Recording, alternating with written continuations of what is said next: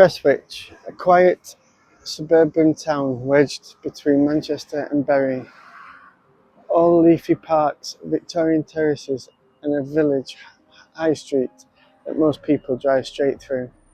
But underneath its quiet exterior is one of the darkest institutions in the history of Greater Manchester, a churchyard holding thousands of unmarked graves and at least two separate accounts of a hooded, faceless monk seen drifting through the same historic park.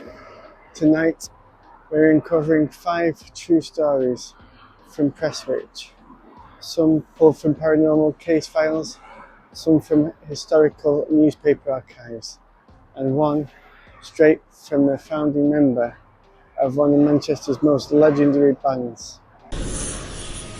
Welcome to Mysterious Lore.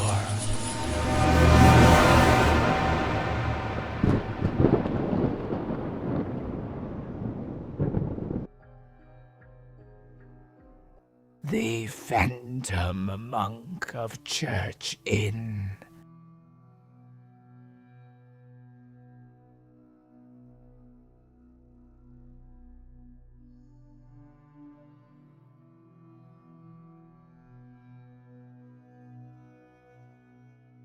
We start on Church Lane, at the bottom of Prestwich village, at a pub that's been serving drinks since at least 1629. The Church Inn sits right beside St Mary's, the parish church that gives Prestwich its name, and for decades, locals have talked about what lives in the cellar.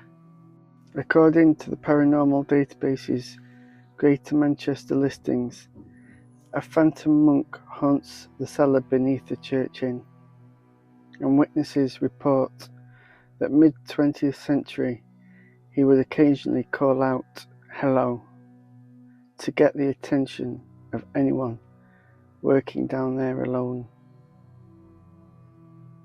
Locally, this figure has picked up a nickname, Old Tom. A recent feature on the village by I Love Manchester repeats the same local tradition, describing Old Tom as the ghost said to roam the cellar of Prestwich's oldest pub. The story is passed down through generations of landlords and regulars and logged by paranormal researchers rather than proven in any parish record. What is verified is the building itself. The Church Inn is Grade 2 listed building with Historic England dating the structure back to the 18th century, while cameras' own records push its origins back to 1629, making it one of the oldest licensed buildings in the whole of Greater Manchester.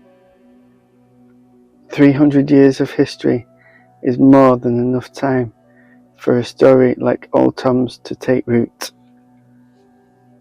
The Lost Souls of Prestwich Asylum. This next one isn't a ghost story in the traditional sense. It's a true and thoroughly documented piece of dark history, and it's the reason locals still use the phrase "going to Prestwich" to mean losing your mind. In 1851, the second Lancashire County Lunatic Asylum opened in Prestwich Woods, just off what is now Bury New Road. It was designed to hold 350 patients, but by 1903 it was holding over 3,000, making it one of Europe's largest asylums at the time. Conditions were exactly as grim as you'd expect. A local history site records that in 1921, Assistant Medical Officer Montague Lomax published a book exposing appalling things and some terrible cruelty inside the asylum walls.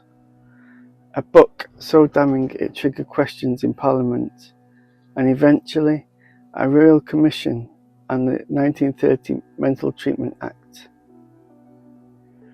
But it's what happened to the patients after death that made this story so haunting, The asylum had its own chapel, but no burial ground, so the dead were carried to St Mary's Churchyard, the same churchyard that backs onto the church inn from our last story.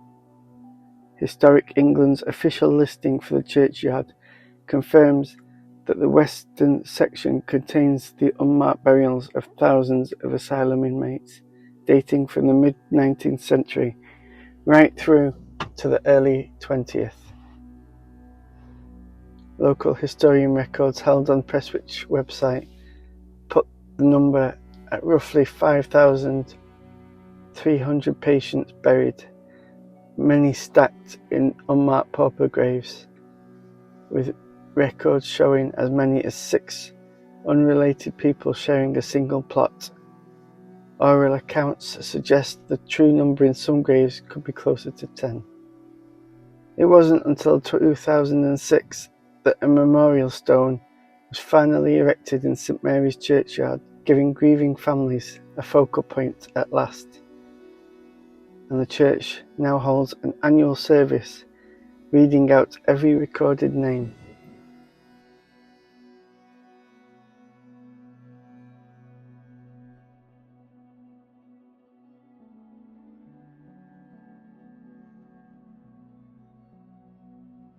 Lady Alice of Heaton Hall.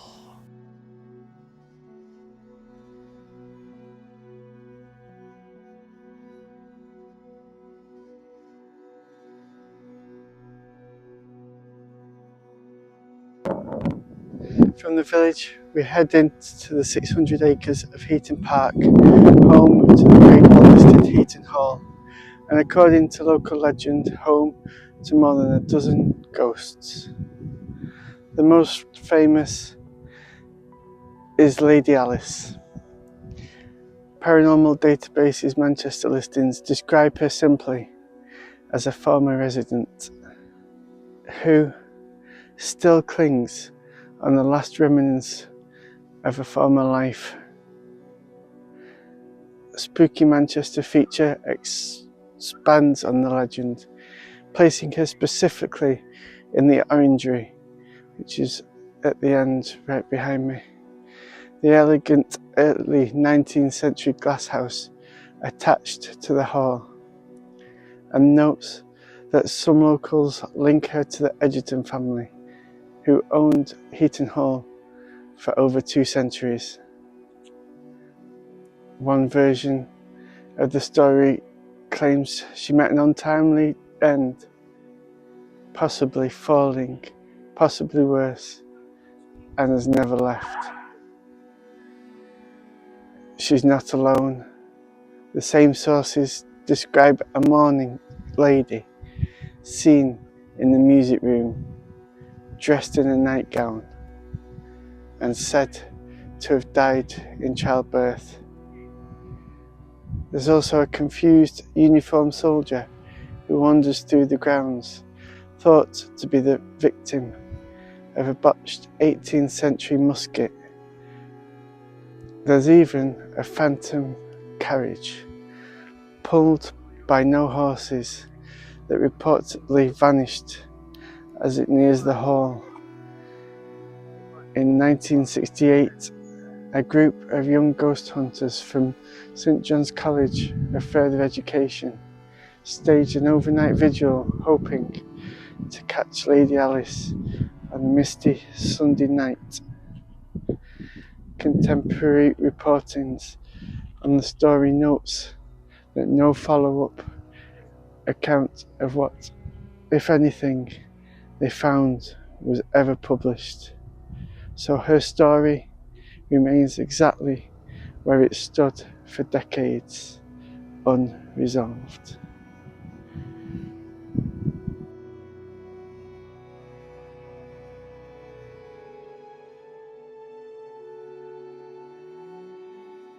The hooded monk that Mark E. Smith witnessed.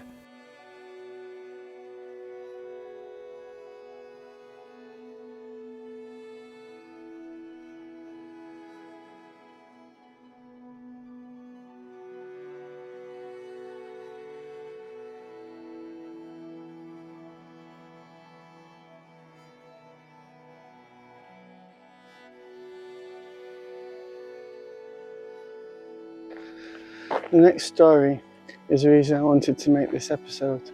It isn't scraped from a database, it's a first-hand account from two named real people, one of whom went on to help found one of the most influential post-punk bands to ever come out of Manchester. In an interview archived on Bury New Road Heritage Project, Una Baines, co-founder of The Fall, alongside Mark E. Smith, describes a night in Heaton Park in the mid-70s. And in her own words, me and Mark saw a ghost in Heaton Park. I've never seen one before or since. We used to go there a lot, and this particular evening we were near the hall that had lights on. We were both looking, and he says, "Can you see what I can see?" He grabbed my arm and we just ran to the gates. She described the figure as looking like a monk, hovering about 2 feet from the ground, with a cowl and no face. She says both she and Smith independently described the exact same thing to each other afterwards. What makes this account so compelling for a folklore channel is the corroboration.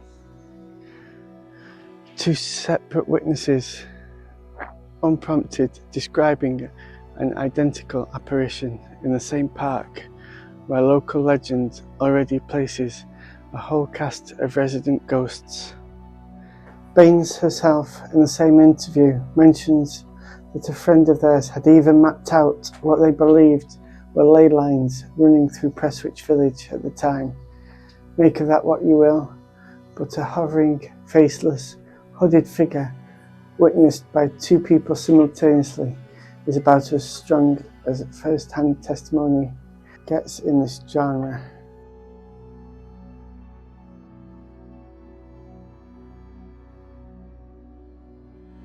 The smallpox ruins of Drinkwater Park.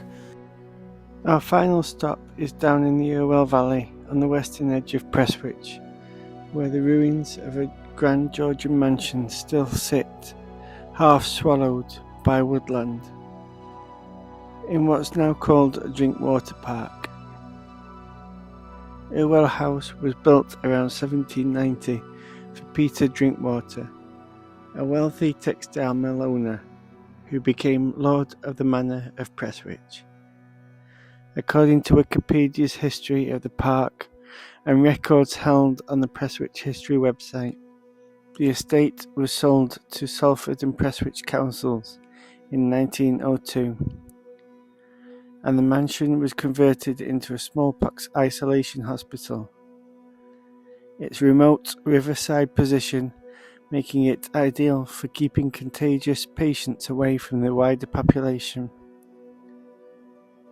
Atlas Obscura's entry on the ruins notes that the hospital was abandoned in the 1950s, badly damaged by fire during a civil defence exercise in 1958, and left to decay before being finally demolished, leaving only foundations and a few courses of brick. There's no formal ghost story attached to Irwell House, no named apparition, and no paranormal database entry. I want to be upfront about that. But walk down into the clearing today, surrounded by thick woodland with nothing but a river and a set of stone foundations, marking where hundreds of contagious, isolated patients once lived out their final days. And you'll understand exactly why local families still swap stories about the place. Sometimes the most unsettling location in a folklore episode is the one with no ghost attached at all, just a quiet, forgotten weight in the ground.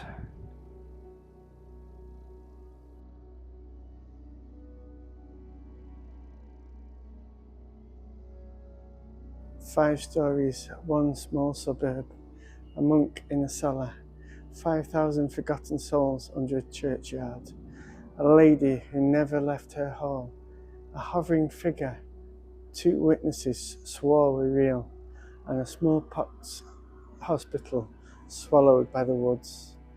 Prestwich might look like another stop on the tram line, but its history says otherwise. If you've enjoyed this one, let me know in the comments which story unsettled you the most. Subscribe for more true UK folklore, and I'll see you in the next episode. Thank you for watching this video. If you like what you've seen, give us a thumbs up and consider subscribing. If you've been to any of these places and have your own experiences, or there's somewhere that you'd like us to go and tell a story of, leave it in the comments and we can have a look at it. Thank you.